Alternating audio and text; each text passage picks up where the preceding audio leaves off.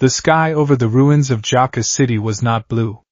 It was a suffocating, bruised purple, choked by ash, smoke, and the pulverized remains of a civilization that had been pushed to the very brink of annihilation. Izuku Midoriya lay on his back, the jagged remnants of concrete and rebar digging into what was left of his spine. He couldn't feel it. In fact, the terrifying reality of his situation was that he couldn't feel much of anything below his neck. The agonizing, white-hot fire that had been ravaging his nervous system for the last 3 hours had finally burned itself out, leaving behind a cold, creeping numbness that tasted like copper and smelled like ozone. He blinked, his vision swimming. The dust in the air painted the world in a hazy, sepia tone. Did we win? He tried to turn his head, but his neck muscles refused to obey. His right arm was completely gone, shattered into a bloody, unrecognizable pulp from channeling the absolute, unmitigated sum of one for all, not at 100%, but at 1,000,000. It was a phantom limb now, aching with an echo of power that was no longer there. His left arm was fractured in a dozen places, the bones jutting out through his torn, blood-soaked hero costume. A shadow fell over him, blocking out the sickly, ash-filled sky. Deku! The voice was hoarse, tearing at the vocal cords, desperate and raw. Katsuki Bakugo dropped to his knees beside him, his usually spiky ash-blonde hair matted with sweat and blood. One of Bakugo's eyes was swollen shut, and his gauntlets were completely shattered, his hands smoking and trembling. "Kaken," Izuku whispered. It didn't sound like his voice. It sounded like dry leaves scraping across a gravestone. "Shut up. Shut the hell up, you idiot nerd!" Bakugo roared, though his voice cracked humiliatingly on the last syllable. He reached out, his hands hovering over Izuku's ruined body, not knowing where to touch without causing more pain. "Don't you dare close your eyes. Recovery Girl is coming. The choppers are coming. Just hold on, Shigaraki," Izuku managed to ask, coughing. A thick splatter of crimson stained his chin. "He's gone," a softer, trembling voice said from his other side. Achiko Uraraka collapsed into the dirt, her pink spacesuit torn to shreds, her helmet long gone. Her face was streaked with soot and a river of tears. She didn't hesitate. She reached out and gently cradled Izuku's ruined head, lifting it slightly into her lap. Her hands were warm. It was the only warmth Izuku could feel in the creeping ice of his failing body. "He's gone, Deku," Uraraka sobbed, pressing her forehead against his dirt-caked hair. "You did it. You stopped him. The all-for-one threat, it's over. Everyone is safe. Everyone is safe," Izuku echoed. A small, trembling smile fought its way through the blood on his face. More footsteps. Heavy, frantic. Shoto Todoroki arrived, his left side still emitting faint wisps of steam, his face a mask of profound horror. Behind him came Ida, clutching a broken leg, supported by Tsuyu, then Kirishima, then Yaoyorozu. The entirety of Class 1A, battered, broken, but alive, gathered around the crater where the greatest hero of their generation lay dying. Izuku looked at them.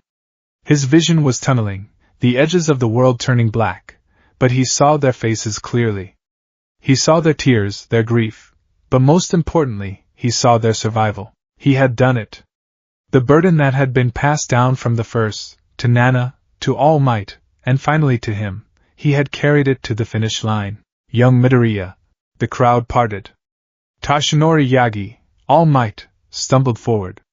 He looked older than he ever had, frail and skeletal, leaning heavily on a piece of rebar like a cane. The former symbol of peace fell to his knees, his hollow blue eyes welling with tears.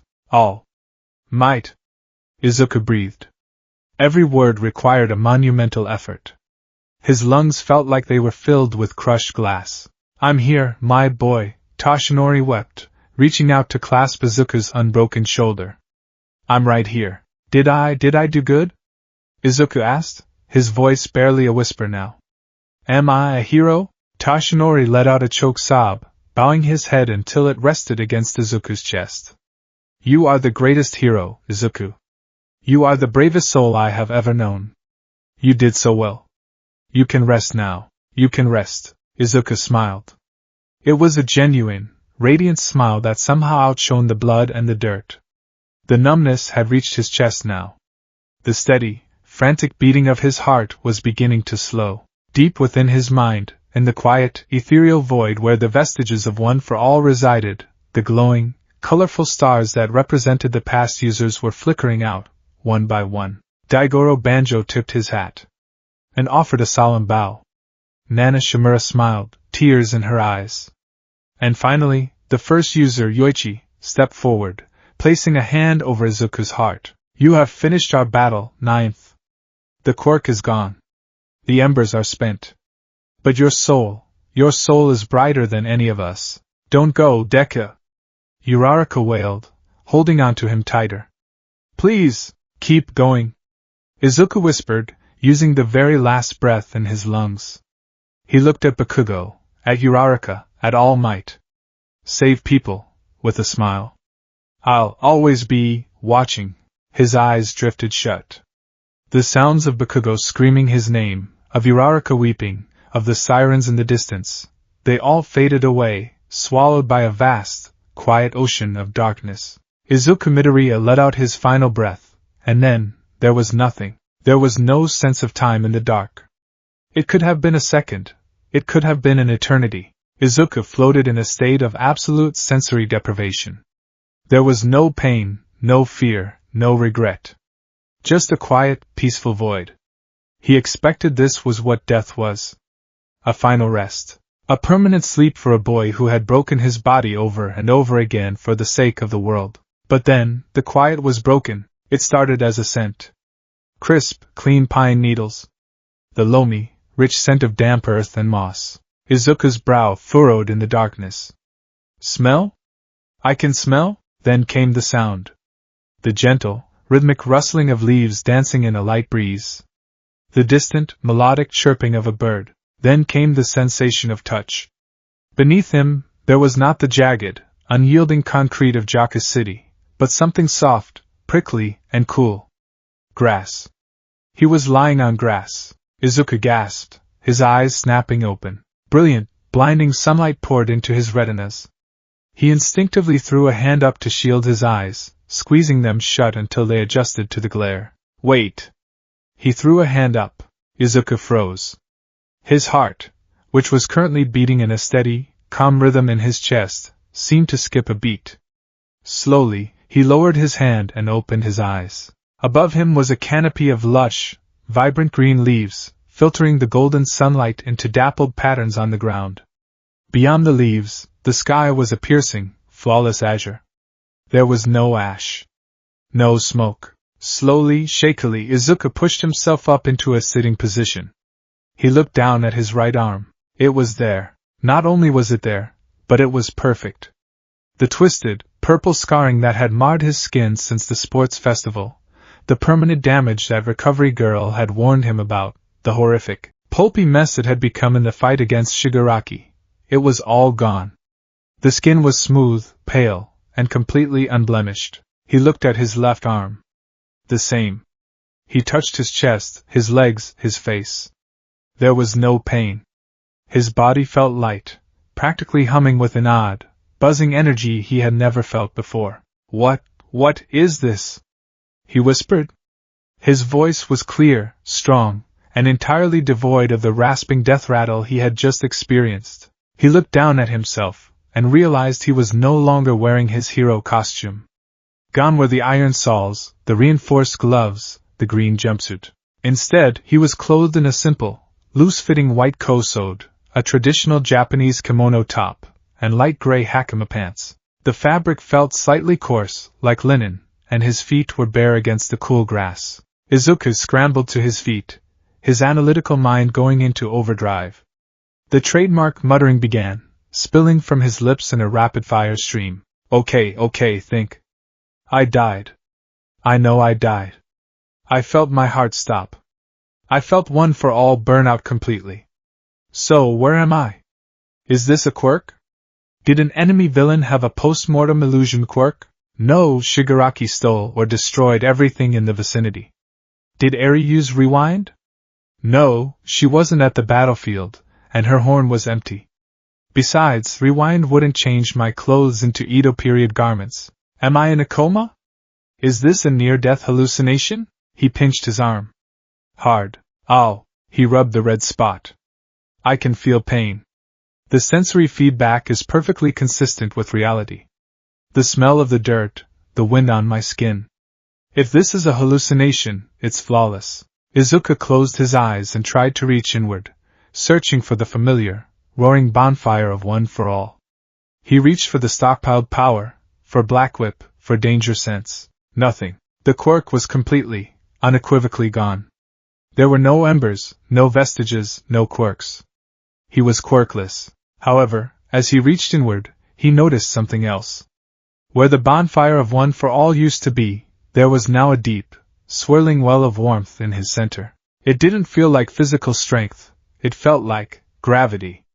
A dense, heavy pressure that seemed to hum in tune with his breathing. It was raw, unrefined, and slightly chaotic.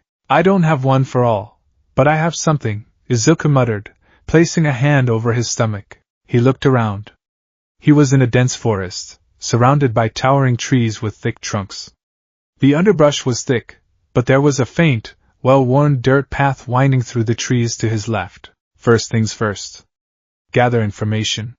Figure out my location, assess the situation, and find a way to contact the heroes. Falling back on his hero training, Izuku took a deep breath, steadied his nerves, and began to walk down the dirt path. The forest was peaceful, almost supernaturally so. He walked for about 20 minutes, his bare feet callousing quickly against the dirt and pebbles. Despite having no shoes, his body felt incredibly resilient, untiring. Eventually, the trees began to thin out, and the smell of wood smoke and cooking rice wafted into his nose. Izuku's pace quickened. Civilization. Where there were people, there were answers. He stepped out of the tree line and stopped dead in his tracks. Spread out in the valley below him was a sprawling, chaotic village. But it wasn't a village that belonged in the 21st century. There were no paved roads, no telephone poles, no cars, and no glass windows. The buildings were ramshackle structures made of unpainted wood, bamboo, and thatched straw roofs. Some were built haphazardly on top of each other, creating a maze of narrow, twisting alleyways. Dirt roads crisscrossed the settlement, filled with people walking barefoot or in simple straw sandals. Everyone was dressed in traditional Japanese clothing, mostly faded, patched kimonos and yukatas in drab colors of brown, gray, and dull blue. Izuku blinked, rubbing his eyes. Where am I? Did I get teleported to a historical preservation village in Kyoto? Or did someone use a time travel quirk? He cautiously made his way down the sloping hill and entered the outskirts of the village. As he walked down the main thoroughfare, the reality of the situation began to set in. This wasn't a tourist trap or a movie set. The poverty here was palpable, a heavy, suffocating blanket that seemed to drape over the inhabitants. The wood of the houses was rotting. The clothes the people wore were threadbare, stained with sweat and dirt. Men and women sat on wooden porches, their eyes hollow and exhausted, watching him pass with mild, disinterested curiosity. "Excuse me," Izuku tried, bowing politely to an elderly woman carrying a basket of radishes. "Could you tell me what prefecture we're in? Or point me to the nearest police box?" The woman stopped, looked at him, looked at his pristine white kosode, and then scoffed, turning away without a word. Izuku frowned, feeling a sting of rejection. He kept walking. "Excuse me, sir," he called out to a man carrying a bundle of firewood. "Do you know where the nearest hero agency is? Or a hospital?" The man didn't even slow down, merely grunting and shifting the wood on his shoulder. Izuku was starting to feel a rising tide of panic. No technology, no quirks visible anywhere, no one recognizing the concept of a hero agency, or a police box. Where the hell was he? He wandered deeper into the village. The deeper he went, the worse the conditions seemed to get. The houses were leaning against each other for support. The alleys smelled of unwashed bodies and stale water. Suddenly, a commotion up ahead caught his attention. "Hey! Get back here, you little rats!" A large, burly man wearing a stained brown kimono rushed out of a small produce stall, waving a thick wooden cane. Darting away from the stall were 3 children, laughing wildly. The leader was a boy with messy, spiky black hair, clutching 2 large, bruised apples to his chest. Behind him ran a smaller boy with a shaved head, and a young girl with pigtails holding onto the shaved boy's hand. They were fast, but the burly man was furious. He lunged forward, catching the back of the shaved boy's kimono. The boy yelped, stumbling and falling to the dirt. "Gotcha, you little thief!" The man roared, raising the cane high into the air. Izuku's body moved before his brain could process the command. It was the same instinct that had driven him to run toward the sludge villain to save Bakugo. It was the core of who Izuku Midoriya was. In a blur of motion, Izuku crossed the 10 yards separating them. He didn't have one for all, but his new body felt impossibly light and fast. He slid between the man and the fallen child, raising his arms in a defensive guard. Smack! The wooden cane struck Izuku's forearm with a loud crack. The wood splintered, breaking cleanly in half. Izuku barely felt it. It felt like he had been tapped with a rolled-up newspaper. The burly man's eyes widened in shock, staring at the broken half of the cane in his hand, then at the teenager who had just materialized out of thin air. Please stop," Izuku said quickly, dropping into a deep, respectful bow. "I apologize on their behalf. I'm sure they didn't mean to steal. They're just hungry. I will pay for the apples." Izuku patted his pockets, completely forgetting that he was wearing a simple kosode that didn't even have pockets, let alone his wallet. I don't seem to have my wallet on me." The burly man, recovering from his shock, glared at Izuku. "You one of those weirdos from the inner districts?" "Bah! Whatever. The cane cost more than the rotten apples anyway. Consider it payment." Muttering curses about street urchins, the man turned and stormed back into his stall. Izuku let out a sigh of relief, dropping his arms. He turned around. The spiky-haired boy had stopped running and was staring at Izuku with wide, distrustful eyes. The little girl was helping the shaved boy up from the dirt. "Are you all right?" Izuku asked, his voice softening. He knelt down to get on eye level with the children. "You aren't hurt, are you?" The spiky-haired boy stepped forward, puffing out his chest defensively. "We didn't need your help, mister. We had it under control." Taro tripped. "Rin," the little girl pointed out quietly. "Shut up, Suzu, he wouldn't have hit him that hard." "Ren," the leader shot back, though his voice lacked conviction. He looked back at Izuku, eyeing his clean clothes. "You're new here. Just died?" Izuku blinked. "Just died? What do you mean?" Ren scoffed, tossing one of the bruised apples to Taro. "Look at you. Your clothes are brand new, you don't have any dirt under your fingernails, and you're asking if we're hurt. Plus, you tried to pay with money. Nobody uses money out here in the boonies unless you're a merchant. You just crossed over, didn't you?" Izuku felt a cold chill run down his spine. "Crossed over? Come on," Rin said, gesturing with his head toward a narrow alleyway. "Don't stand in the middle of the street looking like a lost puppy. Some thugs might try to strip you for that nice kosode." Numbly, Izuku followed the children. They navigated a labyrinth of alleys and back streets until they reached a small, abandoned shack tucked away behind a larger, decaying building. The shack had no door, just a ragged cloth hung over the entrance. Inside, there was a makeshift fire pit, a few piles of straw for beds, and some broken pottery. It was incredibly bleak. Ren sat down on a crate, taking a bite of his apple. Taro and Suzu split the other one, retreating to a corner to eat quietly. "Sit," Ren commanded, pointing to another crate. Izuku sat. His mind was spinning. "All right, new guy. What's your name?" Ren asked, chewing loudly. I'm Izuku. Izuku Midoriya. I'm Rin." "That's Taro and Suzu," the boy said, pointing with the core of his apple. "So, Izuku, how did you kick the bucket? Sickness? Accident? You look pretty young. Maybe 15, 16? I'm 16, Izuku said softly, his hands gripping his knees. "Ren, where am I?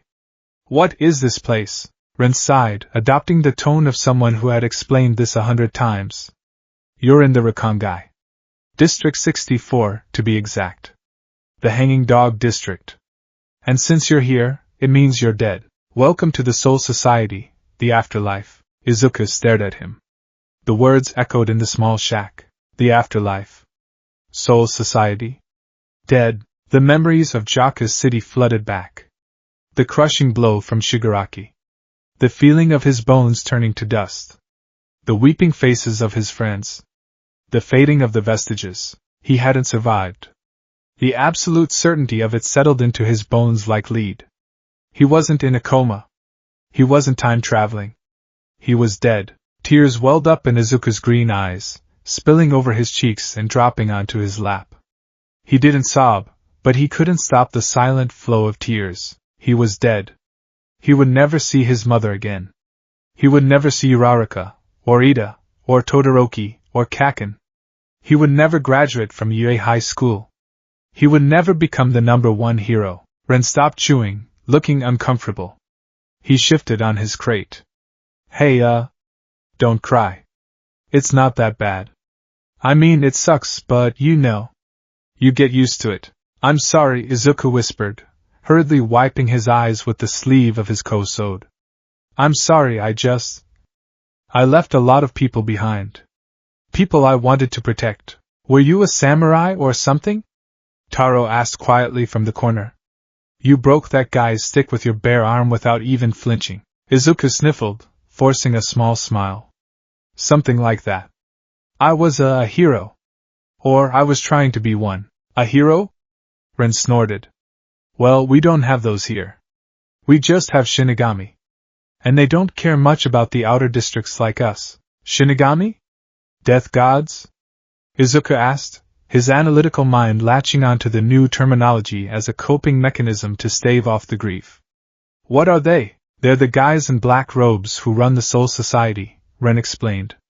They live in the Siriidii, the big walled city in the center of the Rukongai. They carry swords and have crazy magic powers.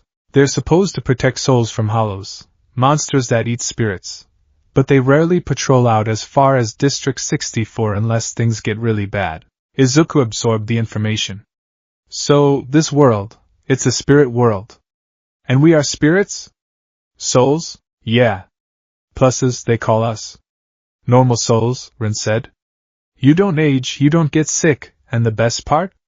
You don't have to eat. Izuku blinked. You don't have to eat.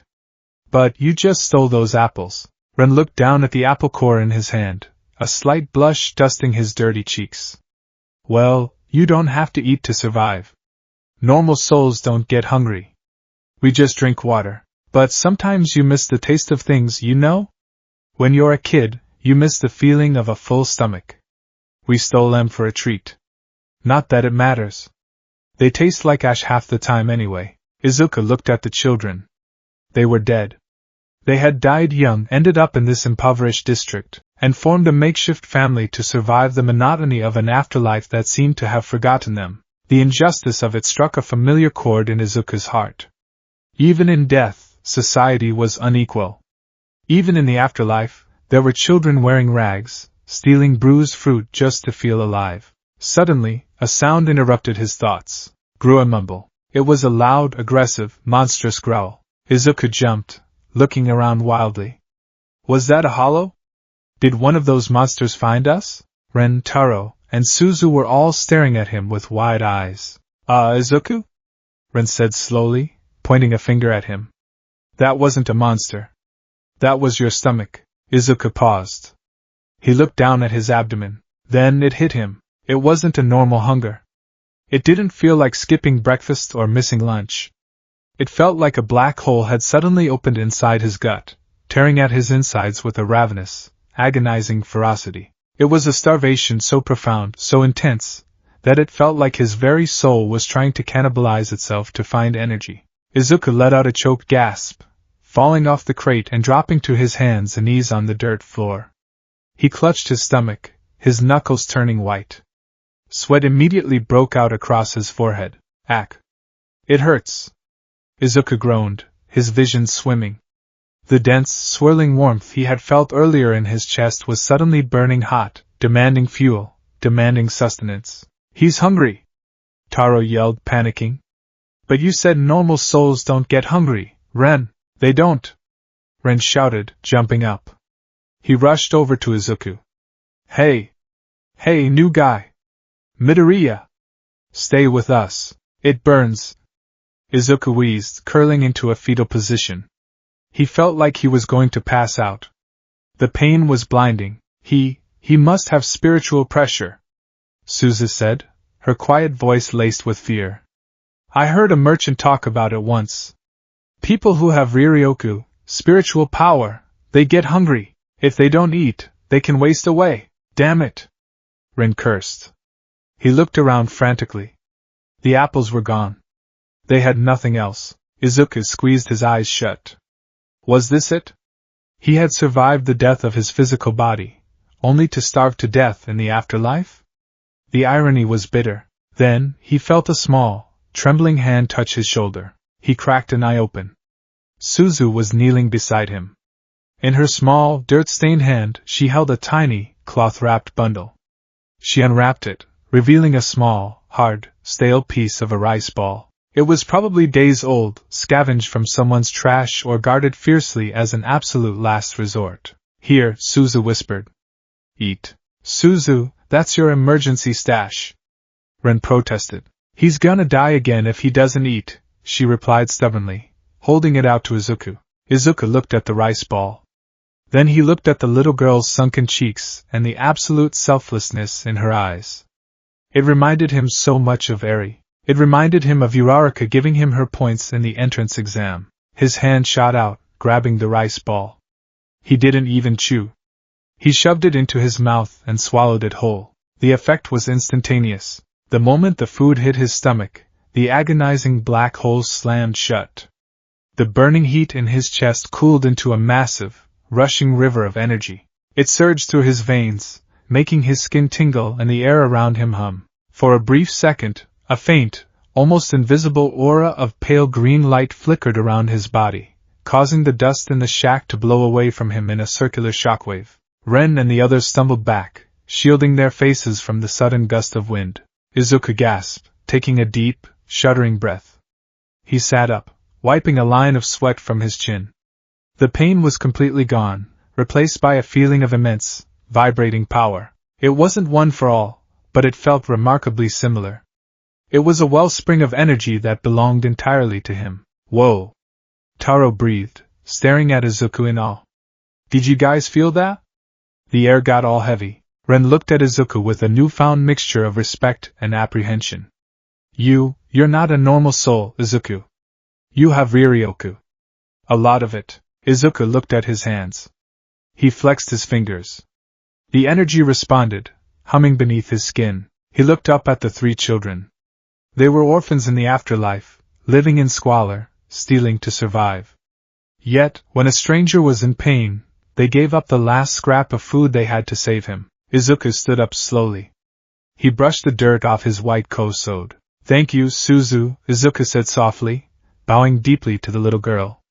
You saved my life. Suzu blushed, hiding behind Ren. Izuku straightened up, looking around the dismal shack, and then out toward the alleyway, where the setting sun was casting long, dark shadows over District 64. He was dead.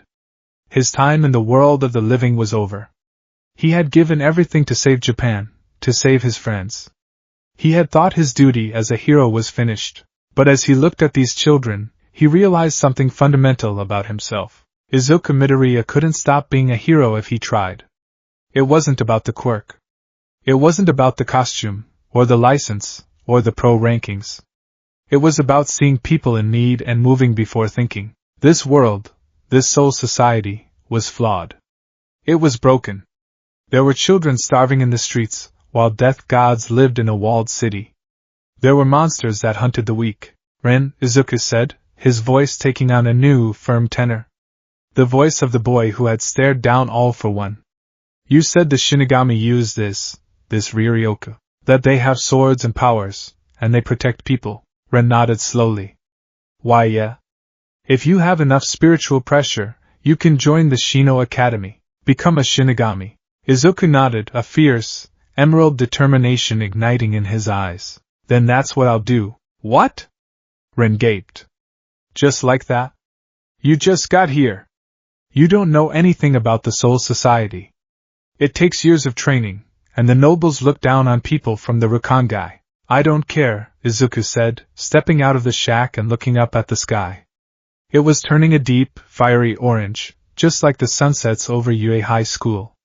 I owe you 3 my life. And I don't know how this world works yet, but I know that I can't just sit by while people are suffering. He turned back to the kids, giving them a bright, reassuring smile that chased the shadows out of the small shack. My name is Izuku Midoriya, and I'm going to become a Shinigami. I'm going to protect you, and everyone in District 64. I promise. In the quiet of the decaying village, a new vow was made. The quirk of one for all may have perished in the world of the living, but the spirit of the hero Deku had just been reborn in the Soul Society, and the afterlife would never be the same. The concept of time in the Soul Society was a strange, fluid thing. In the world of the living, time was measured by the ticking of clocks, the rigid schedules of school bells, the frantic rush of morning commutes, and the desperate, split-second countdowns of hero work. Here, in the sprawling, impoverished outskirts of District 64, time was measured only by the slow crawl of the sun across a bruised, eternal sky, and the steady, gnawing ache in Izuku Midoriya's stomach. It had been 3 months since Izuku had died in the ruins of Jaka City. 3 months since he had awoken in this bizarre, archaic afterlife known as the Soul Society. In that time, Izuku had learned a great deal about his new reality. He had learned that the Rakangai was divided into 80 districts, radiating outward from the center like ripples in a pond. The lower the number, the closer you were to the Suriidai, the walled city of the Shinigami, and the better your quality of life. District 1 was a paradise of peace and order. District 80 was a lawless, blood-soaked slum where murder was a daily greeting. District 64, the hanging dog district, sat somewhere in the lower middle tier of absolute misery. It wasn't actively trying to kill you every second of the day, but it certainly didn't care if you lived. The buildings were rotting, the water from the communal wells tasted of rust and earth, and the people walked with the slumped shoulders of those who had completely surrendered to despair. But Izuku Midoriya had never been very good at surrendering. The morning sun crested the distant, forest-covered hills, casting a pale, golden light over the ramshackle roofs of the village. Izuku was already awake. In truth, he barely slept. Normal souls, pluses, as he had learned to call them, didn't require sleep. They didn't require food. They existed in a state of stagnant suspension. Izuku, however, was fundamentally different. Because he possessed Ryoryoku, spiritual power, his soul consumed energy. He grew exhausted. His muscles ached. And most pressingly, he starved. His appetite was ravenous, a black hole demanding constant fuel. To combat this, Izuku had thrown himself into grueling physical labor. In the world of the living, he had cleaned the entirety of Dagoba Municipal Beach Park under All Might's watchful eye. He knew how to work. All right, that should hold for the rainy season, Izuku muttered, wiping a sheen of sweat from his forehead with the back of his forearm. He was standing on the precarious, thatched roof of a small, leaning home on the edge of the village. For the past 4 hours, since before the sun came up, he had been hauling heavy bundles of dried riverweed up a wobbly wooden ladder, meticulously rethatching the roof. Beneath him, the wood creaked, but his balance was flawless. Without his heavy hero boots, his bare feet gripped the coarse straw with the agility of a gymnast. Down below, an elderly woman stepped out onto her porch.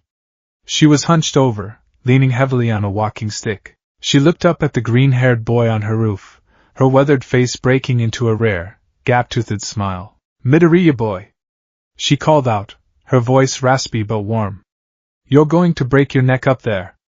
Come down, you've done more than enough." Izuku beamed, a radiant expression that cut through the gloom of the district. "Almost done, Oba-san.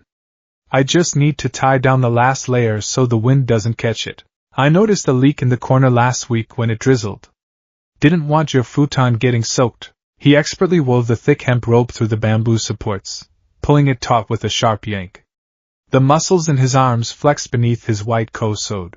Over the past 3 months, the loose-fitting traditional garment had become stained with dirt and sweat, but he kept it as clean as he could, washing it in the river whenever he had a spare moment. He tied a complex, secure knot, one he had learned from Kamiri Woods during an internship, and tested the tension.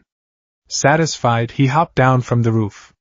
He didn't use the ladder. He simply dropped the 15 feet to the dirt, bending his knees to absorb the kinetic impact perfectly.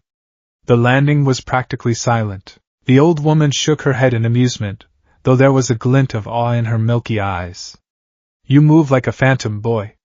Are you sure you weren't a ninja in your past life? Izuku chuckled, rubbing the back of his neck awkwardly. Ah, no. Nothing like that. Just a lot of training. Well, whatever you were, the hanging dog owes you a debt. The old woman reached into the folds of her faded brown kimono and pulled out 2 large, perfectly white daikon radishes. She held them out with trembling hands. Here. It's not much, but I know how much you eat. It's the best from my son's garden. Izuku's stomach gave a loud, embarrassing rumble at the sight of the food. He flushed a deep shade of crimson but accepted the radishes with a deep, respectful bow. Thank you so much, Oba-san. I really appreciate it. Don't thank me. Thank whatever gods decided to drop a boy like you in a dump like this, she grumbled fondly, turning back into her house. Izuku held the radishes to his chest, smiling softly. It had taken time, but the village had slowly warmed up to him. At first they had been suspicious of the strange, overly enthusiastic teenager with his strange muttering and bizarre habit of bowing at 90-degree angles. But Izuku's sheer, unrelenting kindness had worn them down. He helped the farmers dig irrigation trenches, doing the work of 10 men in a single afternoon. He hauled water from the distant river when the village well ran dry. He intervened when local thugs tried to shake down the weaker merchants, sending them packing not with violence, but with a terrifying, unyielding stare that promised absolute ruin if they took another step. He had become the unofficial guardian of District 64. Izuku! The familiar, high-pitched shout broke his reverie. Sprinting down the dirt path toward him were 3 small figures. Ren was in the lead, his spiky black hair bouncing, followed closely by Taro and Suzu. Izuku's smile widened. He knelt down, opening his arms just in time for Suzu to crash into his chest. He caught the little girl, swinging her up into the air. She giggled, a bright, musical sound that made the bleak surroundings fade away. Good morning, you 3. Izuku said, setting Suzu down on his shoulders. What have you been up to? We went to the river to catch crawdads. Taro said proudly, holding up a small woven basket. Inside, 6 small crustaceans snapped their claws weakly. Look at you! That's a great haul, Izuku praised, ruffling Taro's shaved head. Ren crossed his arms, leaning against the wooden fence of the old woman's house. He tried to look nonchalant, but he couldn't hide the admiring gleam in his eyes. Over the past 3 months, Izuku had effectively adopted the 3 orphans. They shared the small, dilapidated shack, though Izuku had spent weeks reinforcing the walls and building actual cots out of scavenged lumber and straw so they wouldn't have to sleep on the dirt. Did you finish old Lady Chiyo's roof? Ren asked, nodding toward the house. Just finished, Izuku said, tossing one of the daikon radishes to Ren. And we got paid. Radishes and crawdads tonight. We'll boil them in the pot. It'll be a feast. Ren caught the radish, a small grin breaking through his tough guy facade. Not bad, new guy. Not bad. Come on, Izuku said, adjusting Suzu on his shoulders. Let's head back and get the fire started. As they walked back through the winding, narrow alleyways of the village, Izuku's mind drifted, as it often did during quiet moments. He looked up at the sky. It was different from the sky back home. The clouds here always seemed a bit too thin, the blue a bit too sharp. It was a constant, glaring reminder that he was no longer on Earth. I wonder what they're doing right now, he thought, a familiar ache blooming in his chest. Is Kaken the #1 pro yet? He probably yelled at the Hero Public Safety Commission during his inauguration. I hope Uraraka finally got enough money to send her parents on that vacation. I hope All Might is resting. He missed them. He missed them with a ferocity that sometimes made it hard to breathe. There were nights when the memories of his past life would hit him like a physical blow, leaving him gasping in the dark, clutching his chest to keep his heart from tearing itself apart. He missed the smell of his mother's katsudon. He missed the chaotic noise of the Class 1A dormitories. He missed the feeling of his notebook in his hands. But he couldn't let it paralyze him. He had died a hero's death. He had completed his mission. One for All had been used to its absolute limit, the embers burning out in a final, glorious blaze to eradicate All for One. He had passed the baton. Now, he had a new life. A new reality. And true to his nature, Izuku had begun analyzing it with terrifying intensity. Without paper, he had resorted to writing in the dirt behind their shack with a stick, meticulously documenting the mechanics of this world.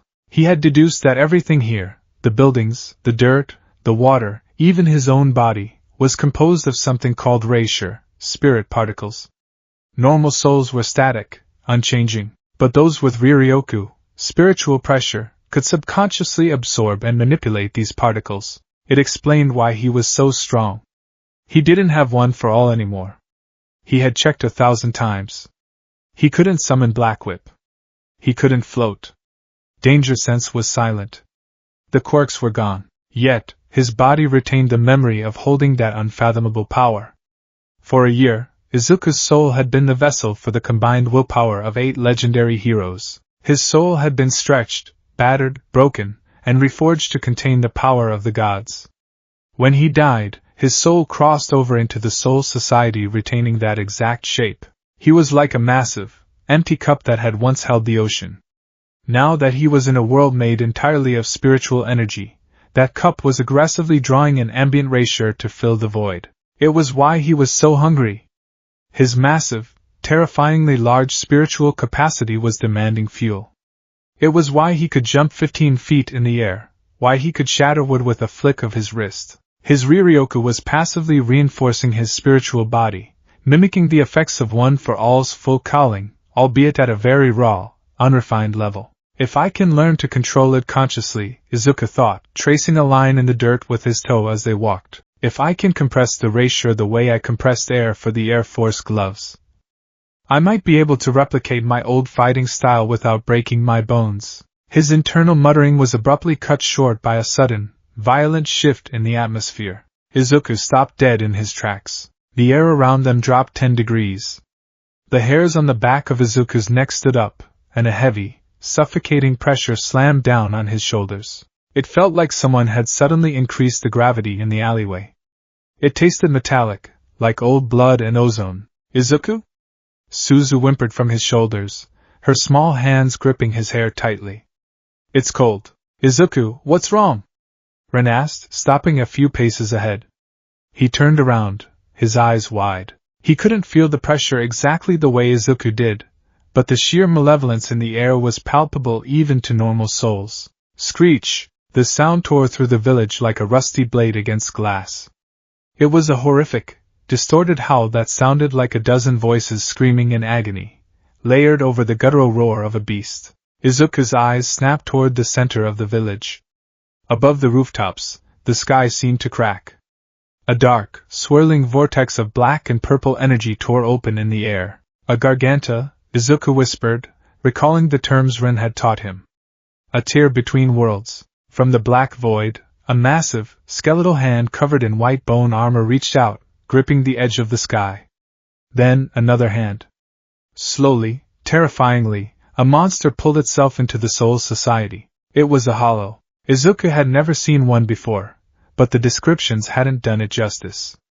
It was easily the size of a 2-story building. Its body was a horrific amalgamation of a spider and an ape, covered in leathery, grayish-black skin. It had 6 long, multi-jointed legs that ended in sharp, bony spikes, and a massive, muscular torso, but the most horrifying part was its face. It wore a bone-white mask that resembled a human skull, but the jaw was elongated, and the eye sockets were empty, glowing with a sickly, hollow yellow light. A large, gaping hole was situated perfectly in the center of its chest. Screech! The hollow roared again, dropping from the sky and crashing into the center of the village marketplace. The impact sent a shockwave of dust and debris flying into the air. Panic erupted. The silent, depressed lethargy of District 64 was instantly shattered by the frantic, terrified screams of hundreds of souls. People poured out of their homes, running blindly in every direction. Hollow! It's a hollow! Run! Get to the forest! Izuku stood frozen for exactly 1 second. His analytical mind processed the threat level. Size massive. Speed unknown, but its legs suggested high mobility. Destructive capability high. It's like a villain attack, Izuku realized, his heart hammering against his ribs. Just a monster acting on instinct. It's hunting for food. It's hunting for souls. Run! Taro! Izuku barked, his voice snapping with absolute, authoritative command. The tone shocked the kids. They had never heard the gentle, smiling Izuku speak like a military commander. Take Suzu. Run to the western woods. Do not stop. Do not look back. Hide in the ravine near the river. He reached up, grabbing Suzu from his shoulders and placing her gently but firmly on the ground next to Rin. What about you? Rin yelled over the screaming of the crowd. Izuku, you can't fight that thing. You don't have a sword. You're not a Shinigami. I'll buy you time. Now go! Izuku yelled, giving Rin a hard shove toward the alleyway. Rin stumbled, looking back at Izuku with terrified tears in his eyes. But he saw the look on Izuku's face, a look of absolute, unshakable resolve, and he grabbed Taro and Suzu by the hands, sprinting away into the labyrinth of houses. Izuku turned back toward the marketplace. He took a deep breath, letting the chaotic, swirling Riryoku in his chest flare to life. He didn't have a sword. He didn't have a quirk. He was wearing an old linen shirt and no shoes. He didn't care. With a burst of speed that cracked the dirt beneath his feet, Izuku launched himself toward the center of the village. He arrived at the marketplace just in time to see two figures in black robes leap onto the roof of a nearby building. They were Shinigami, the local patrol assigned to the outer districts. They drew their katana, their faces pale and sweating. Damn it, a huge one! The first Shinigami cursed, holding his sword with trembling hands. Why is the hollow this big out in District 64? Just hit it with Kido! The second one yelled, raising two fingers. Ye Lord! Mask of blood and flesh, all creation, flutter of wings, ye who bears the name of man. Inferno and pandemonium, the sea barrier surges, march on to the south. Hado number 31, Shikaho. A ball of red spiritual fire erupted from the Shinigami's fingers, shooting across the marketplace and striking the hollow directly on its bone-white mask. Boom! Smoke billowed into the air. For a second, Izuku thought the attack had worked. Then, a massive, spiked leg swiped through the smoke like a scythe. The leg smashed into the roof of the building, instantly obliterating the wooden structure. The two Shinigami screamed as they were thrown into the air like ragdolls, their swords spinning away into the dirt. They crashed into a vegetable stand 50 feet away, out cold, their black robes torn and bleeding. The smoke cleared. The hollow's mask didn't even have a scorch mark on it. It turned its glowing yellow eyes toward the unconscious Shinigami, its elongated jaw unhinging to reveal rows of razor-sharp teeth. It raised one of its massive, ape-like arms, preparing to crush the two men into paste. Izuku didn't think. Legs, move! He kicked off the ground, channeling his raw Riryoku into his calves. The explosive force propelled him forward like a bullet. He crossed the marketplace in a fraction of a second, his body a blur of white and green. Just as the hollow's fist slammed downward, Izuku stepped over the unconscious Shinigami, planting his feet firmly into the dirt. He raised both of his arms in a crossguard above his head. Crash! The hollow's fist collided with Izuku's forearms. The sheer kinetic force of the impact cratered the ground beneath Izuku's feet, sending a shockwave of dust and crushed stone rippling outward. The wood of the ruined vegetable stand splintered into a million pieces. Izuku gritted his teeth, his muscles screaming under the astronomical weight. His bare feet sank 6 inches into the packed dirt. The air pressure alone tore the sleeves off his kosode, exposing his scarred, heavily muscled arms. But he didn't buckle. He held the blow. The hollow let out a confused, guttural click. It leaned its massive face down, its empty yellow eyes staring in bewilderment at the tiny, green-haired speck that had stopped its strike. Pluses did not possess this kind of physical strength. Get away from them! Izuku roared. With a massive heave, Izuku shoved his arms upward, deflecting the giant fist. Using the momentum, he spun on his heel and unleashed a devastating roundhouse kick directly into the hollow's wrist. Crack! The sound of fracturing bone echoed through the silent plaza. The hollow shrieked in pain, stumbling backward, holding its injured wrist. Its yellow eyes flared with sudden, violent fury. Izuku didn't give it time to recover. He fell back into his fighting stance, the familiar, low-to-the-ground posture of shoot style. I need a weapon, Izuku thought frantically, his eyes scanning the plaza. He saw the fallen Shinigami's katana lying in the dirt 10 yards away. No, I don't know how to use a sword. Zanjutsu is completely foreign to me. If I grab it, I'll just be uncoordinated. He looked at his fists. I only know one way to fight. The hollow recovered, its fury overriding its confusion. It reared up on its back 4 legs, raising its front 2 appendages high into the air. It brought them down simultaneously, aiming to skewer Izuku with its razor-sharp spikes. Izuku exhaled. He closed his eyes for a fraction of a millisecond. One for all is gone. But the power to save, that's mine. He reached deep into his core, plunging his consciousness into the swirling, chaotic well of his Ryoryoku. He didn't just draw it out, he seized it. He commanded it. He visualized the feeling of one for all, the spark of energy traveling from his heart, through his veins, branching out into his muscles, his bones, his very skin. He envisioned the power. Not as a subtle, invisible pressure, but as a roaring, emerald storm. When Izuku opened his eyes, the world changed. A violent, explosive wave of spiritual pressure erupted from his body. It wasn't the pale, faint aura from the shack months ago. This was a blinding, brilliant pillar of vivid green light that shot into the sky. Thick, jagged arcs of green lightning began to crackle and violently arc off his skin, dancing across his shoulders, his arms, and his face. The air around him distorted, heavy with a power so dense it was practically choking.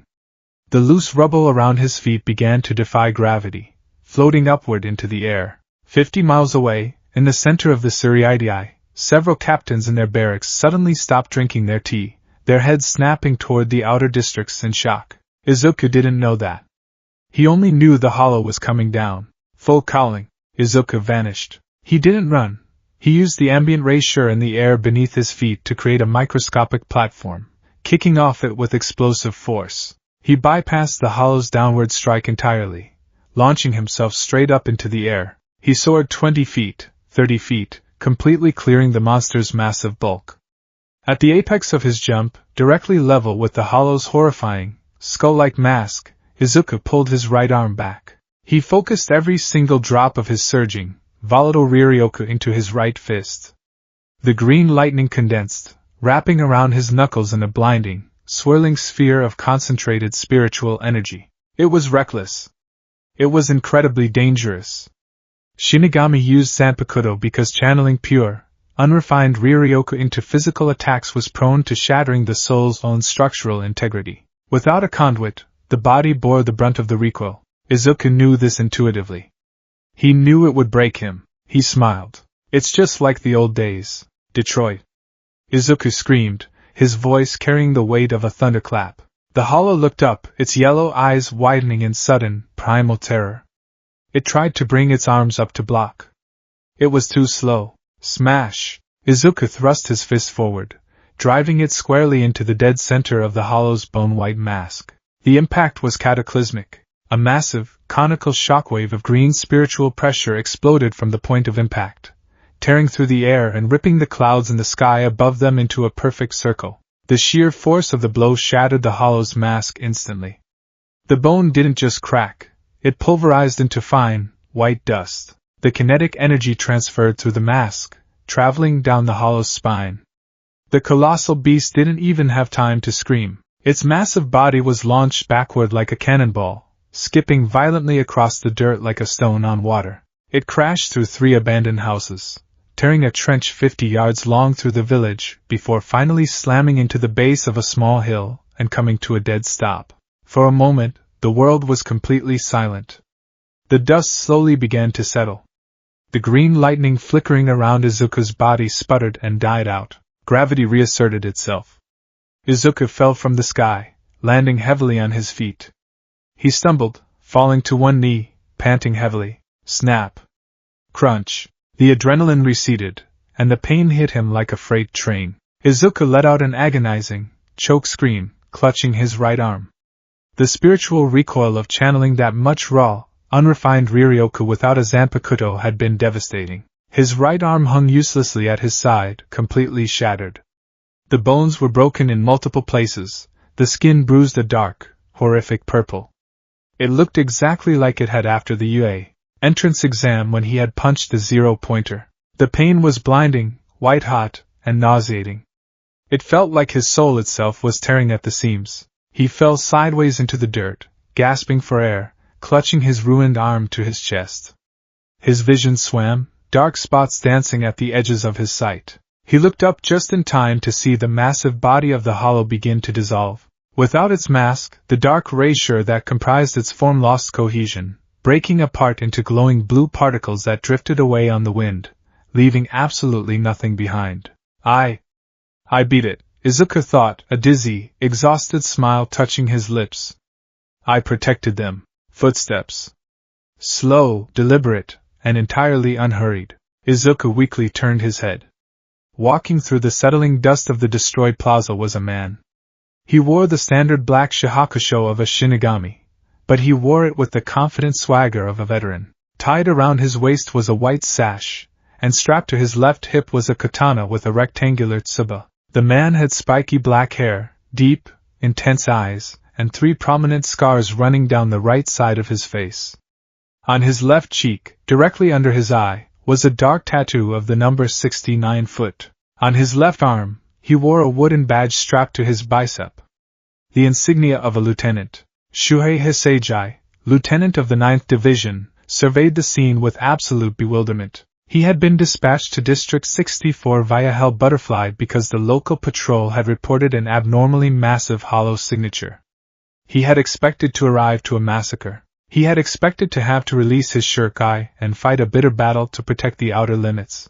Instead, he arrived to find the 2 stationed Shinigami knocked out cold, a massive trench torn through the village, and the dissolving spiritual particles of a hollow that had clearly been obliterated by overwhelming force. And in the center of the destruction, kneeling in the dirt and clutching a shattered purple arm, was a teenage boy wearing a torn white kosode. Shuhei narrowed his eyes, his hand resting casually on the hilt of his zanpakuto. He walked over to Izuku, his sandals crunching on the debris. He looked down at the boy. He looked at the pulverized ground where Izuku had launched himself. He looked at the dissolving hollow. Then, he felt it. The residual Riryoka hanging in the air. It wasn't the dark, heavy sludge of a hollow. It was bright, sharp, and overwhelmingly powerful, carrying the unmistakable scent of ozone and the color of pale green. And it was coming from the boy. "Hey, kid," Shuhei said, his voice deep and gravelly, laced with disbelief. Did you do this?" Izuku looked up at the scarred Shinigami, his vision blurring. He forced a weak, polite smile, his teeth gritted against the agonizing pain in his arm. "I'm sorry," Izuku gasped, his polite nature overriding his physical trauma. "I didn't mean to destroy the buildings. I'll help rebuild them, tomorrow." Shuhei stared at him. The kid was apologizing for property damage after apparently vaporizing a hollow barehanded. You fought a hollow," Shuhei said slowly, pointing at the dissipating monster. "Without a zanpakuto. Without Kido. You just punched it?" "I had to," Izuku whispered, his eyes fluttering shut. "It was going to hurt the kids." Shuhei's hardened demeanor cracked. He let out a breath he didn't realize he was holding. He immediately dropped to one knee beside Izuku, his hands glowing with a soft, pale green light. It was basic Kaido, healing Kido, something every seated officer knew a little of. He placed his glowing hands over Izuku's shattered arm. Izuku flinched, but the cooling, soothing sensation of the healing magic immediately began to numb the searing pain. As Shuhei poured his spiritual energy into the wound, his eyes widened in shock. The boy's spiritual pathways were a chaotic, raging torrent. It was like trying to pour a cup of water into a raging hurricane. The kid's Riryoku was astronomically high, wild, and completely unrefined. It was a miracle he hadn't detonated his own soul by channeling it into a physical strike. "You're insane, kid," Shuhei muttered, stabilizing the fractures enough so that the arm wouldn't cause permanent soul damage. A plus with this kind of latent power. If you don't learn how to control this, your own Riryoku will tear you apart from the inside out. Izuku opened his eyes, looking at the glowing hands. "You're healing me. Like Recovery Girl. I don't know who that is, but yeah, It's called Kaido, Shuhei said, sitting back on his heels as the green glow faded. He reached into his robes and pulled out a small cloth sling, expertly tying Izuku's right arm to his chest to immobilize it. That's a temporary fix. You'll need Squad 4 to look at that properly. The bones are dust. Shuhei stood up, crossing his arms and looking down at the green-haired boy. What's your name, kid? Izuku. Izuku Midoriya. Midoriya, Shuhei repeated, committing the name to memory. I'm Shuhei Hisagi, Lieutenant of the 9th Division of the Godai 13. You've got guts, Midoriya? More guts than sense. What you did today, a normal soul shouldn't be able to do that. You punched a hole through a hollow's mask using pure, uncompressed Ryoryoku. Izuku used his good arm to push himself into a sitting position. I couldn't just watch. People were going to die. A hero has to act. Shuhei raised an eyebrow at the word hero. It wasn't a word thrown around lightly in the Soul Society. Shinigami were soldiers. They were balancers of souls. They were protectors, yes, but hero implied an idealism that the harsh reality of the afterlife usually crushed out of people. But looking into the boy's vivid green eyes, Shuhei didn't see the hollow despair of the Rukongai. He saw a fierce, unyielding fire. He saw the eyes of someone who truly, deeply believed in laying down their life for others. A hero, huh? Shuhei smirked slightly. Well, hero, you're wasting away out here in District 64. If you stay here, your power will either attract more hollows, or it'll starve you to death. Shuhei reached into his robes and pulled out a small, rectangular wooden talisman. It had the insignia of the Godai 13, a diamond shape, carved into it. He tossed it to Izuku. Izuku caught it with his left hand, looking at it in confusion. That's a recommendation token, Shuhei explained, turning away and adjusting his sword belt. In a week, the Shino Academy, the school that trains Shinigami, is holding its annual entrance exams in the Suriidai. If you show that token to the gate guards, they'll let you in to take the test. Izuku's eyes widened.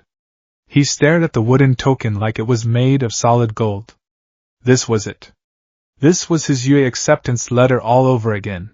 I don't hand those out lightly, Shuhei warned, glancing over his shoulder. The academy is brutal. The nobles will look down on you for being a Rukongai street rat. The training will break your body 100 times over. But if you have even a fraction of the resolve you showed today, you might just make a decent Shinigami, Midoriya. I will, Izuku said instantly, his voice ringing with absolute certainty. He struggled to his feet, wincing as his bruised body protested. He stood tall, despite the sling, and bowed as deeply as his injuries would allow. Thank you, Lieutenant Hisagi. I won't let you down. I will become a Shinigami. Shuhei smiled faintly, turning his back and raising a hand in a lazy wave. Focus on healing that arm first, kid. I'll see you in the Suriidai. With a blur of motion, Shuhei used Shuinpa, flash step, vanishing from the plaza entirely, leaving only a gust of wind in his wake. Izuku stood alone in the ruined marketplace, clutching the wooden token to his chest. His heart was hammering a frantic, excited rhythm against his ribs. Izuku! Izuku turned. Running toward him through the settling dust, their faces streaked with tears and dirt, were Rin, Taro, and Suzu. They threw themselves at him, completely ignoring the destruction around them. Careful, careful, my arm is broken. Izuku laughed, though tears of relief were welling up in his own eyes. He wrapped his good arm around them, pulling them into a tight hug. You idiot! Rin sobbed, burying his face in Izuku's torn kosode. You fought it! We saw the green light. You actually fought it. Are you okay? Suzu cried, looking at his purple, sling-bound arm. I'm fine, Izuku promised softly. The hollow is gone. Everyone is safe. By now, the villagers who had fled into the woods were slowly beginning to creep back into the village. They saw the cratered earth. They saw the massive trench. They saw the unconscious Shinigami slowly waking up. And they saw the green-haired boy, battered and broken, comforting the orphans in the center of it all. An old man, the village elder, stepped forward, leaning on a cane. He looked at the destruction, then at Izuku. Slowly, with profound respect, the old man bowed. One by one, the rest of the villagers followed suit. Dozens of people, bowing in silent, reverent gratitude to the boy who had saved their home. Izuku's breath hitched. He had never needed the fame, or the glory. He just wanted to see people safe. But seeing the gratitude in their eyes, it solidified his resolve. That night they feasted. The old woman whose roof Izuku had repaired brought over the radishes, and someone else brought a pot. They boiled the crawdads and shared what meager rations they had in celebration. Izuku sat by the fire, his arm throbbing dully, but his spirit soaring. He watched Rin, Taro, and Suzu laughing, their bellies full for once. "So, you're really going then?" Rin asked quietly, coming to sit next to Izuku. He was looking at the wooden token Izuku had set on the crate. Izuku nodded, his expression serious but gentle. "I have to, Rin. If I stay here, I can't protect anyone but this village. If I become a Shinigami, I can learn how to control this power. I can protect the whole Rukongai." Rin looked down at the dirt. "It's gonna be lonely without you." Izuku reached out with his left hand, ruffling Ren's spiky hair. "I'm not leaving you behind. When I become a Shinigami, when I get my own squad, I'm going to come back for you guys. I'll make sure you never have to sleep in a shack again." He looked around the small, ramshackle shelter that had been his home for 3 months. He looked at the faces of the people who had taken him in when he was lost and starving. "I died to save my home," Izuku thought, the green fire of determination burning bright in his eyes. "And now, I have a new home to protect. I am Izuku Midoriya. I am the vessel of One for All, and I am going to become the greatest Shinigami the Soul Society has ever seen." A week later, clad in a fresh, clean kosode gifted by the village, with his arm wrapped tightly in fresh linen bandages, Izuku Midoriya stood at the edge of District 64. He waved a final, tearful goodbye to Rin, Taro, Suzu, and the old woman. He turned toward the center of the Soul Society. Toward the towering, pristine white walls of the Siriidii that loomed in the distance, piercing the sky like a fortress of the gods. The journey had just begun. Sparks of green had ignited in the Rukongai, and soon, they would set the Siriidii ablaze. The Siriidii was a completely different world. After a grueling, week-long trek from the impoverished outskirts of District 64, Izuku Midoriya stood before the white diadan, the colossal, towering gate that separated the pristine city of the Shinigami from the chaotic squalor of the Rukongai. The wall was made of a smooth, pale stone called sekiseki, which naturally repelled spiritual pressure. Even standing 50 feet away from it, Izuku could feel a strange, dampening sensation pressing against his skin, pushing back the raging, chaotic Riryoku that had been simmering inside him since his battle with the Hollow. He clutched the wooden recommendation token Lieutenant Hisagi had given him tightly in his left hand. His right arm, though mostly healed thanks to his body's passive absorption of Reisher and an incredibly accelerated healing factor, still throbbed with a dull, phantom ache. Halt! A shadow fell over Izuku. The gatekeeper, Jidanbo Ikanzaka, rose to his full, staggering height. He was a giant of a man, easily 30 feet tall, wielding twin axes that looked like they could cleave a mountain in half. He looked down at the teenage boy in the dusty white kosode. "No uninvited souls may pass the Senzekyu," Jidanbo boomed, his voice shaking the dirt beneath Izuku's feet. "Turn back, boy, before I make you." Izuku didn't flinch. In his past life, he had stood his ground against a gigantic, muscle-bound villain in the Kamino Ward, and against the towering horror of Gigantomachia. A giant with an axe wasn't going to intimidate him. Instead, Izuku bowed. A perfect, 90-degree, deeply respectful bow. "Good morning, sir," Izuku called out brightly, holding up the wooden token. "My name is Izuku Midoriya. I was given this recommendation by Lieutenant Shuhei Hisagi of the 9th Division to attend the Shino Academy entrance exams. It is an honor to meet you." Jidanbo blinked.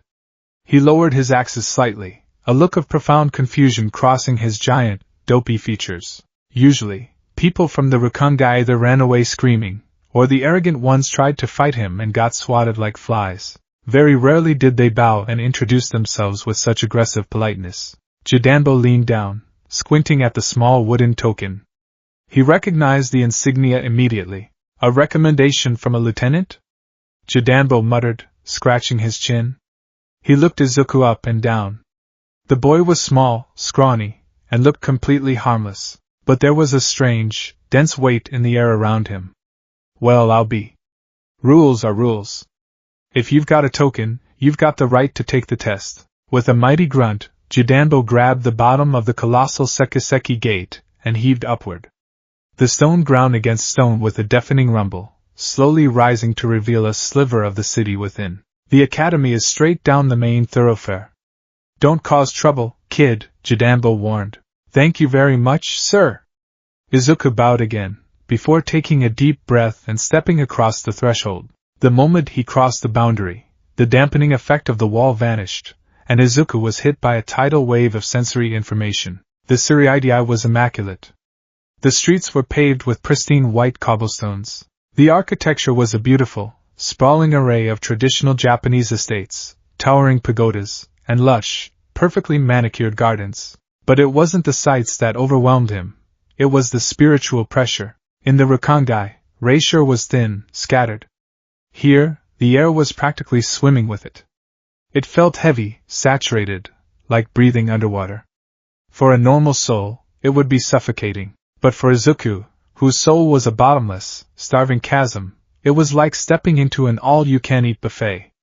His lungs expanded, drinking in the ambient Reisure.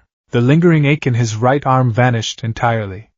His eyes dilated, glowing with a faint, pulsing emerald light for just a fraction of a second as his body adjusted to the dense atmosphere.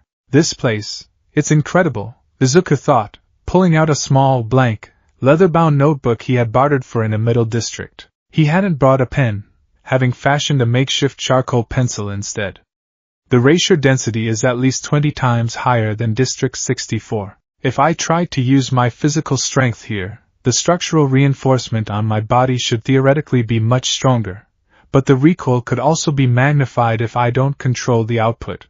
Muttering under his breath, Izuku navigated the labyrinthine streets, eventually arriving at a massive, sprawling compound surrounded by cherry blossom trees. The sign above the gate read, Shino Academy for Spiritual Arts. Hundreds of souls were gathered in the courtyard.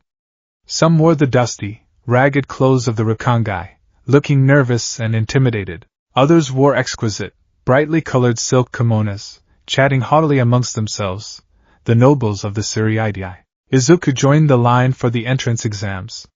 The first test was simple, a measure of raw Ryoryoku. When it was his turn, he was ushered into a small, dimly lit room by a stern-faced instructor in black robes. In the center of the room sat a crystalline orb on a pedestal. Place your hand on the sphere and push your spiritual energy into it, the instructor boldly commanded, looking at a clipboard. It will measure your capacity. If it glows blue, you pass to the lower classes. Red, the middle classes. White, the advanced classes. Izuku nodded. He stepped up to the pedestal, looking at the clear crystal. He remembered the feeling of drawing out his power to fight the hollow. He didn't want to break anything, so he decided to only use a tiny fraction of that feeling. Just a spark. He placed his palm against the cool glass. He closed his eyes, found the deep well of warmth in his chest, and released a single drop of it into his hand. Crack! The instructor looked up from his clipboard at the sound. The orb didn't glow blue. It didn't glow red. It didn't even glow white. It erupted into a blinding, violent shade of neon green. The light was so intense it cast sharp, dark shadows against the walls of the room. The crystal hummed, vibrating violently, spiderweb fractures shooting across its surface. Stop! Pull back! The instructor yelled, dropping his clipboard in panic. Izuku gasped, snatching his hand away as if he'd been burned. The green light sputtered and died, leaving the orb smoking and completely opaque, riddled with cracks. I'm so sorry! Izuku panicked, waving his hands frantically. I didn't mean to. I just used a little bit, I swear. The instructor stared at the ruined, priceless Ryoryoku measuring tool, and then stared at the profusely apologizing teenager. The instructor swallowed hard, pulling a handkerchief from his robes to wipe the sudden sweat from his brow. Class? Class 1, the instructor stammered. You're in Class 1. Class 1 was the elite division of the Shino Academy. It was reserved for prodigies, those with exceptionally high spiritual pressure, and overwhelmingly, the children of noble houses. Izuku stood out like a sore thumb. while the other students wore perfectly tailored, crisp academy uniforms, white tops with blue hakama for the boys, red for the girls. Izuku's uniform, though clean, seemed to fit him a bit awkwardly. But it wasn't his clothes that drew stares, it was his demeanor. 3 months passed. Izuku was a diligent student. In fact, he was arguably the most dedicated student the academy had seen in a decade. He sat in the very front row of every lecture, his charcoal pencil flying across the pages of his notebook at blistering speeds, accompanied by a relentless, low-volume stream of muttering that deeply unnerved anyone sitting within a 5-foot radius. So if a hollow's mask is the anchor for its spiritual cohesion, striking it with blunt force requires exponentially more kinetic output than piercing it with a concentrated rapier edge, which explains the standardized design of the Asachi katana, functioning as a hyper-focused rapier conduit to bypass the structural integrity of the bone armor. Midoriya! Izuku jumped, his pencil snapping in half. He looked up. The Kido instructor, an austere man with a thin mustache, was glaring at him from the front of the training hall. Since you find your own mutterings more engaging than my lecture on the fundamentals of Heido, perhaps you would like to demonstrate Heido number 4, Byakurai, for the class?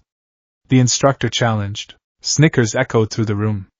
Several of the noble students, including a particularly arrogant boy named Kiyoshi from a minor branch family, leaned back in their chairs, eager to watch the Rukongai commoner humiliate himself. Yes, Sensei, Izuku said, standing up and bowing respectfully. He walked to the center of the training hall, where a heavy wooden target dummy was set up at the far end of the room. Izuku took a deep breath. Kido, demon magic, was the Shinigami art of channeling spiritual pressure into specific spells using incantations. It required absolute precision, a calm mind, and the ability to weave one's Ryoryoku into delicate, complex formulas. For Izuku, whose soul was shaped by the explosive, raw, limit-breaking nature of One for All, Kido was an absolute nightmare. Okay, Izuku thought, holding his right arm out, pointing his index and middle fingers at the target. Byakurai. Pale lightning. Focus the rapier at the fingertips. Compress it. Say the incantation. Don't let it scatter. He closed his eyes, pulling a thread of his massive spiritual pressure up from his core. Instantly, the energy bucked and thrashed in his veins like a wild stallion.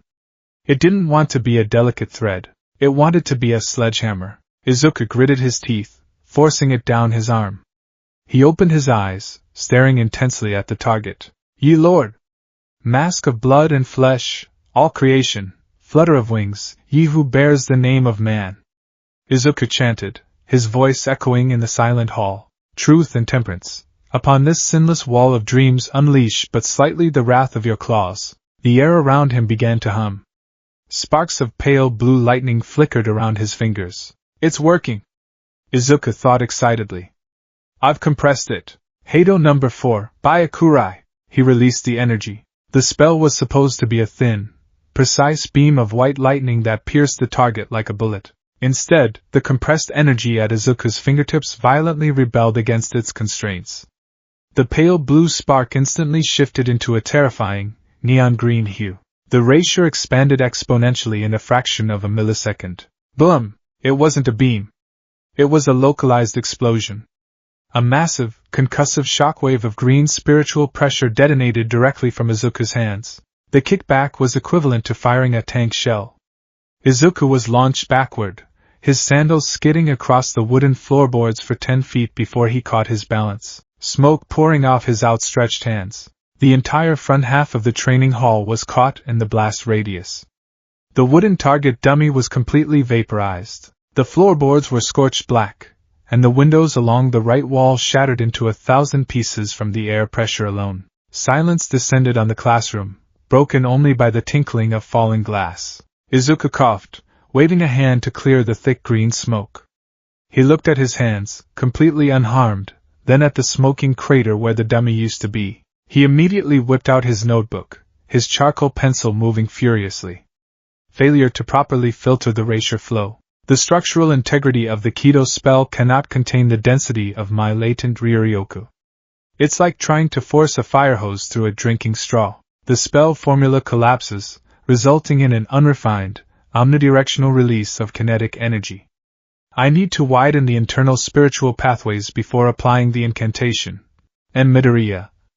The instructor squeaked, hiding behind his lectern, his mustache twitching in horror. Yes, sensei? Izuku asked, looking up brightly. Detention. For a week. And you are paying for those windows. Izuku's shoulders slumped. Yes, sensei. The noble students, who had been laughing moments before, were now staring at Izuku with wide, terrified eyes. Kiyoshi swallowed hard, shrinking back in his seat. The Rakangai commoner had just turned a basic beginner spell into a fragmentation grenade. While Kido was an absolute disaster, there were two areas where Izuku Midoriya did not just excel, he dominated. Hakuta, hand-to-hand combat, and Zanjutsu, swordsmanship. It was a crisp afternoon in the academy's outdoor dojo. The scent of pine and sweat hung in the air. The students were paired off, practicing Hakuta. Izuku stood in the center of the ring, facing off against Kiyoshi. The noble boy was taller, broader, and held himself with the arrogant confidence of someone who had been privately tutored in martial arts since childhood. Don't think your little explosive magic trick scares me, commoner, Kiyoshi sneered, dropping into a traditional Shinigami martial arts stance. Raw power is useless without technique. I'll show you the difference in our breeding. Izuku didn't say anything. He simply dropped into his own stance. It wasn't a traditional Shinigami stance. He widened his legs, lowering his center of gravity significantly. He brought his arms up, guarding his face, but his weight was entirely on the balls of his feet. It was shoot style. Begin! The instructor yelled. Kiyoshi lunged forward with impressive speed, aiming a textbook straight punch at Izuku's face. Izuku didn't even blink. His analytical mind, honed by years of watching professional heroes and fighting life-or-death battles on Earth, processed Kiyoshi's movements in slow motion. Telegraphed shoulder drop. Weight shifted entirely to the front foot. His guard is completely open on the left flank. Izuku didn't block. He simply pivoted on his heel, slipping perfectly to the outside of Kiyoshi's punch. The noble's fist hit nothing but empty air. Before Kiyoshi could recover his balance, Izuku dropped low, planting his hands on the ground.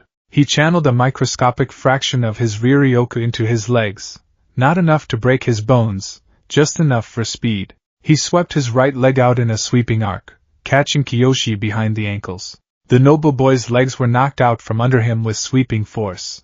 As Kiyoshi fell backward, Izuku fluidly pushed off his hands, flipping backward into a handspring to put distance between them, landing lightly on his feet. Kiyoshi hit the mats hard, the wind knocked out of his lungs. Match!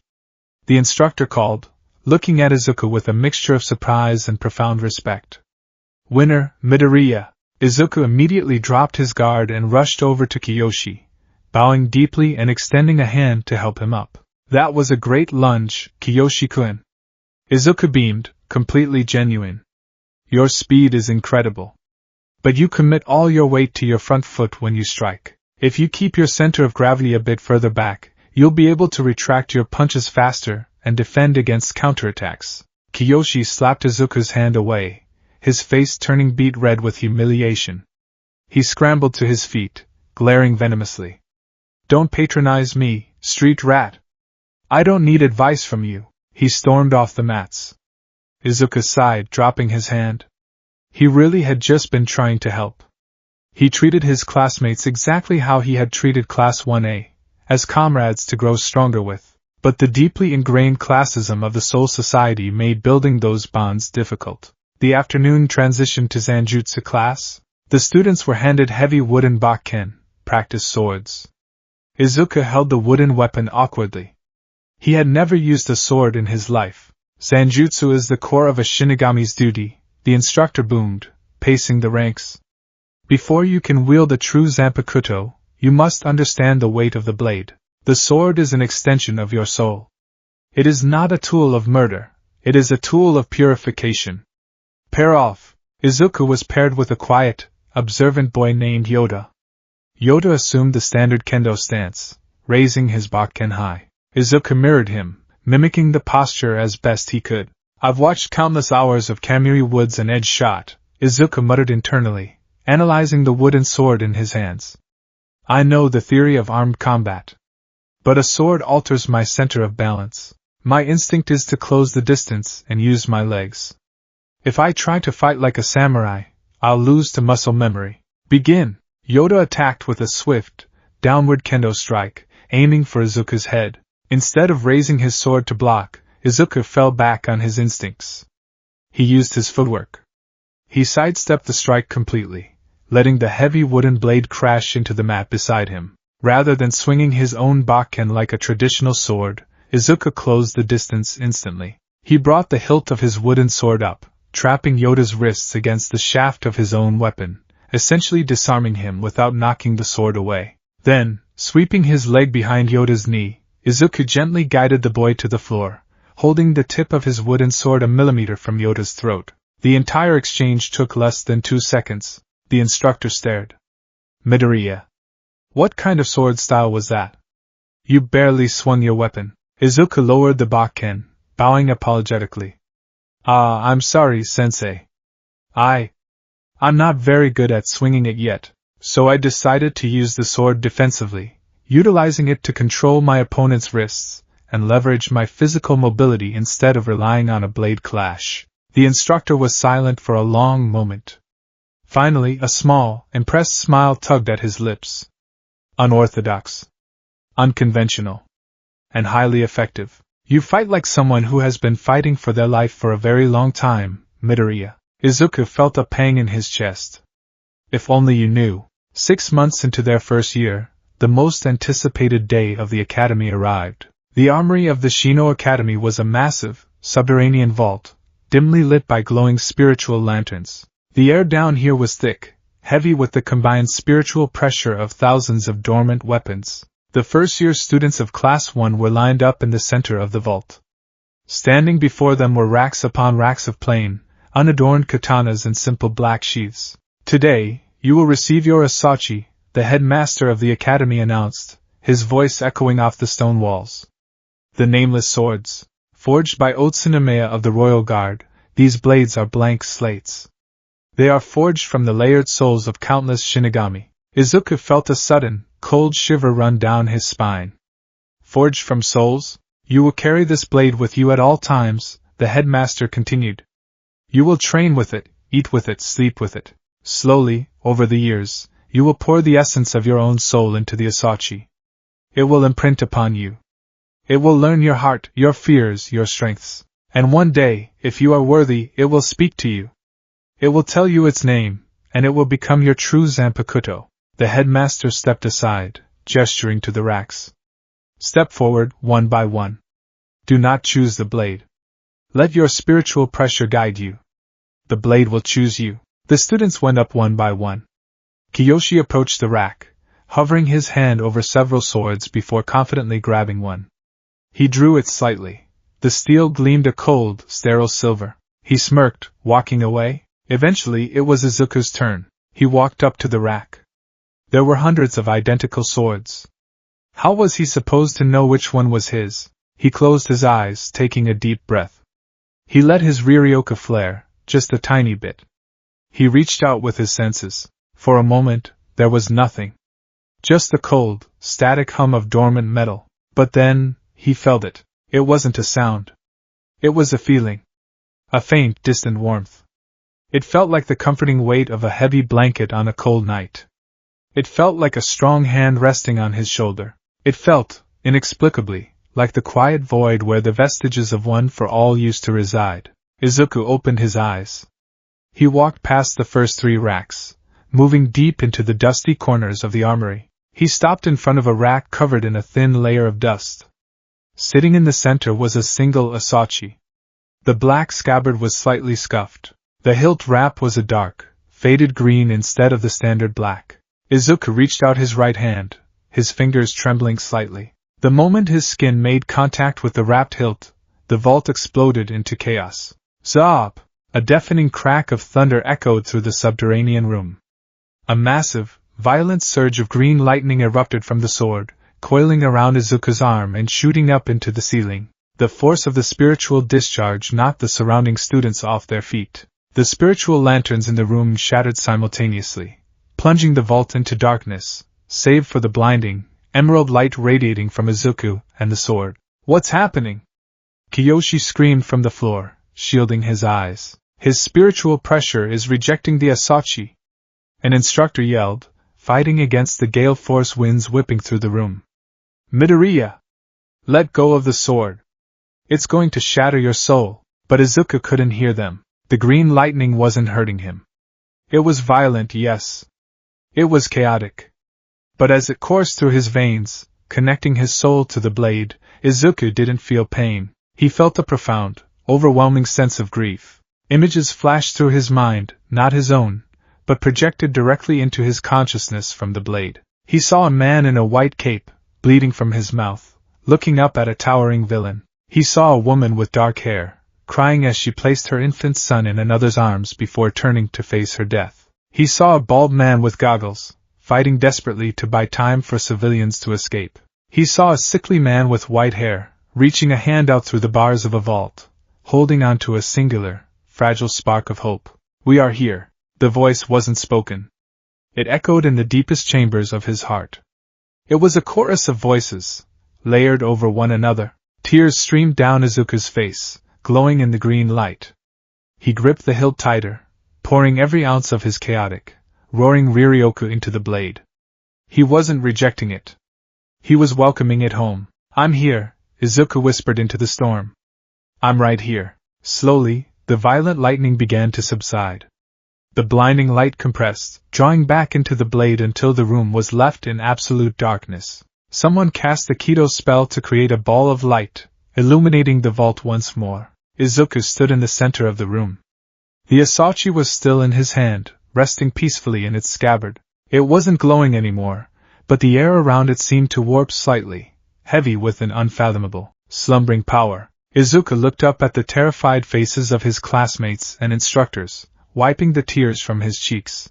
I think I found it, he said softly. That night, Izuku couldn't sleep.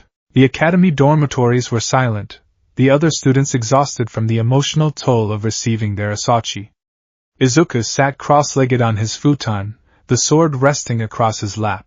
He couldn't stop thinking about the images he had seen, the feelings he had felt. The Shinigami taught that an Asachi was forged from the layered souls of the dead. It was a blank slate that absorbed the user's essence. But Izuku's soul was not a normal soul. His soul had been fused, permanently and irrevocably, with the conceptual existence of one for all. When he died, the quirk had perished. But the bonds, the heroic wills, the memories, the intertwined destinies of the 8 users who had come before him, had been burned into the very fabric of his spirit. When he had poured his soul into the blank slate of the Asachi, he hadn't just poured himself into it.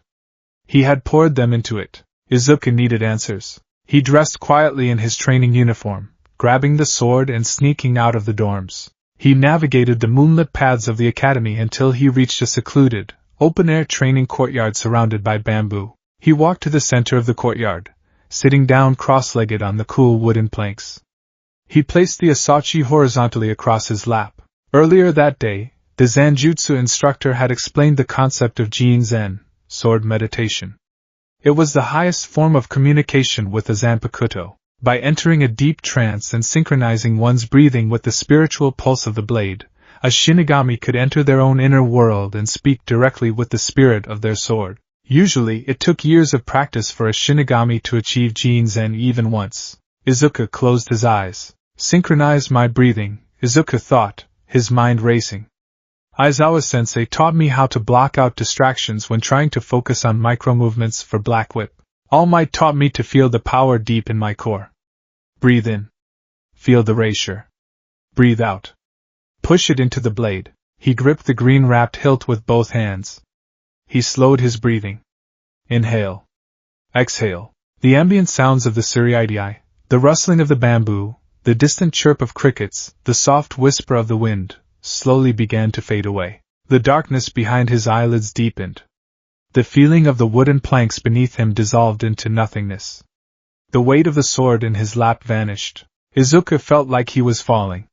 He was plummeting through a void of absolute silence, spinning weightlessly. He didn't panic. He let go. He allowed his consciousness to sink deeper and deeper into the core of his own soul. Suddenly, his bare feet hit solid ground. Izuku opened his eyes. He gasped, his eyes going wide. He wasn't in a traditional Shinigami inner world.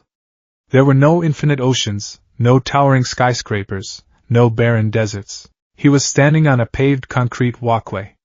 To his left were perfectly manicured bushes.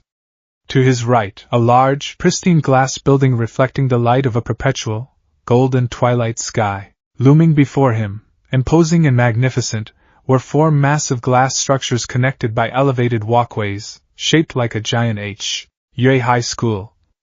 Izuku breathed, his voice cracking with emotion. It wasn't exactly Yue. It was an ethereal, dreamlike replica. The sky was a swirling canvas of orange, purple, and pale green. The air smelled faintly of ozone and old books. The building itself seemed to hum with a gentle, pulsating heartbeat. Izuku took a step forward. The sound of his footstep echoed loudly in the surreal silence. He walked past the entrance gates, stepping into the massive, open-air courtyard where Class 1A used to eat lunch. You did it, Ninth. Izuku froze. He slowly turned around, his heart leaping into his throat. Standing beneath the shade of a large cherry blossom tree in the courtyard were 8 figures. They weren't clear. They were shadowy silhouettes, composed of swirling, colored mist. But Izuku didn't need to see their faces. He knew their outlines. He knew their posture. The hulking, muscular silhouette of Daigoro Banjo. The tall, elegant posture of An. The sharp, tense stance of the second and third users. The gentle, maternal outline of Nana Shimura, her cape drifting in the ethereal wind.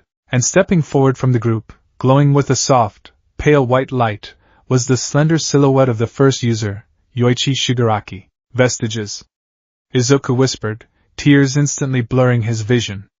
You're here? But how? The quirk was destroyed.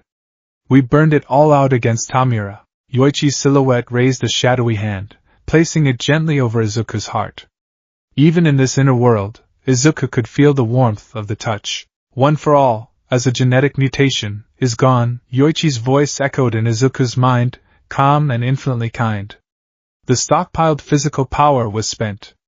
But one for all was never just a quirk, Izuku. It was a crystallization of our wills. It was a bond forged by our shared desire to save others. Nana Shimura's silhouette stepped forward, resting a hand on Yoichi's shoulder. When you died, Izuku, your soul was the strongest vessel we had ever known. Our quirks died in the world of the living, but our souls, our wills, they were permanently tethered to yours. When you poured your massive spiritual pressure into that blank sword today, Daigoro Banjo's booming, spectral voice echoed with a boisterous laugh, you woke us up, kid. You gave us a new shape. We ain't quirks anymore. We're your Zanpakuto. Izuku fell to his knees on the phantom concrete of Yue's courtyard. He covered his face with his hands, sobbing openly.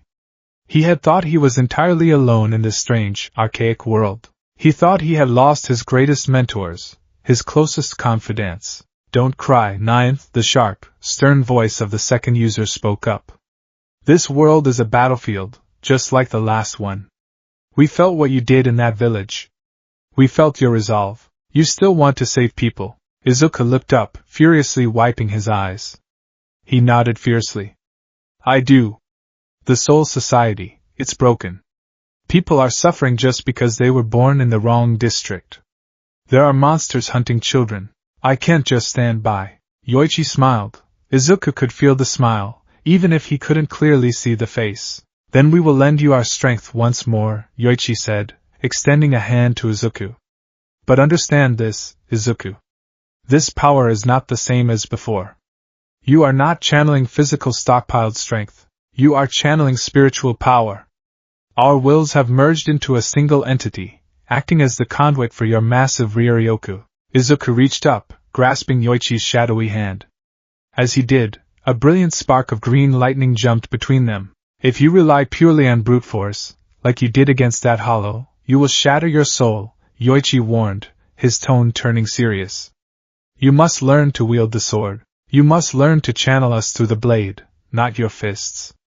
It is the only way your spirit body can handle the output. Izuku stood up, looking at the assembled silhouettes of the greatest heroes of the past. I'll learn, Izuku said, the familiar, unshakable determination burning in his emerald eyes. I'll master the sword. I'll master Kido. I'll do whatever it takes to protect this world. We know you will, Nana said softly. You always do, Izuku, now Yoichi said, stepping back into the ranks of the vestiges. The sky above the Yui replica began to swirl with vibrant green clouds, lightning arcing across the horizon. Your meditation is ending. The waking world is calling you back. But before you go, Ninth, you must know the name of the power you wield. The 8 silhouettes raised their hands in unison, pointing toward Izuku. The spiritual pressure in the inner world skyrocketed, becoming so dense Izuku could barely breathe. But it wasn't oppressive. It was empowering. It was the feeling of 1,000,000%. Call our name, Izuku Midoriya. The voices of the vestiges roared together, echoing like thunder across the heavens. Izuku's eyes snapped open in the real world. He was still sitting in the bamboo courtyard of the Shino Academy. The moon hung high in the sky. He looked down at his lap. The Asachi was no longer dormant. The blade was vibrating violently, humming with a frequency that made the wooden planks beneath him splinter. The dark green wrapping on the hilt was glowing with a brilliant, pulsing emerald light. Izuku stood up slowly. He gripped the hilt with his right hand. He didn't draw the blade. He didn't need to. He knew its name. It was etched into his very soul. He looked up at the moon, a fierce, confident smile spreading across his face. I hear you, Izuku whispered into the quiet night. The journey of the nameless blade was over. The journey of the hero of the Soul Society had truly begun.